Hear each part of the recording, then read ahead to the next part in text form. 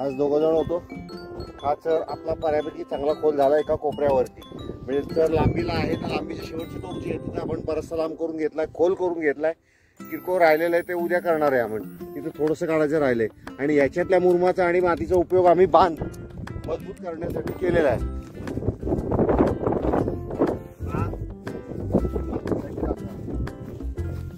दगड लावून हे बांध मजबूत करत चाललोय. पाणी उताराचं पाणी या ठिकाणी थांबून वरनं ओव्हरफ्लो होऊन गेले पाहिजे हा उद्देश आहे.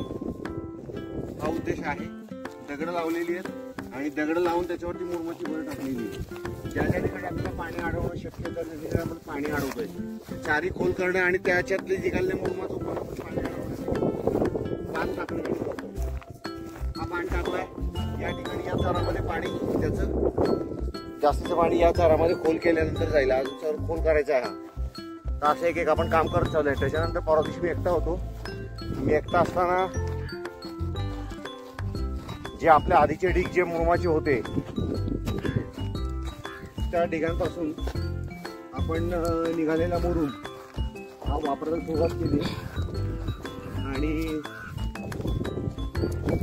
लांब दाखवा हे 3 बांध आपण घालून घेतलेले आहेत. आता त्याच्यावर थोडीशी मातीची भर घालायची जेणेकरून उताराचं पाणी आडल्यानंतर साठून हे अशा पद्धतीने केलेलं आहे की इथं पाणी साठलं ओव्हरफ्लो झालं समजा याच्यात ना आलं हे इकडं चरात जाईल. या इथे असं या चरामध्ये ते पाणी मिळायला जाईल. अशा पद्धतीने आपण पाणी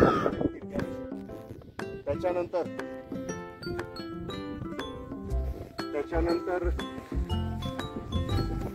ठीक आहे आपण त्या बराचसा केलेला आहे. ही कल्पना अमोल जगतापांची कल्पना होती तर ती आपण अंमलात आणली. आणण्यापेक्षा आपण फक्त बांध टाकून घेऊ. त्याच्यानंतर आपण ज्या ठिकाणी काय करतो त्या ठिकाणी आपण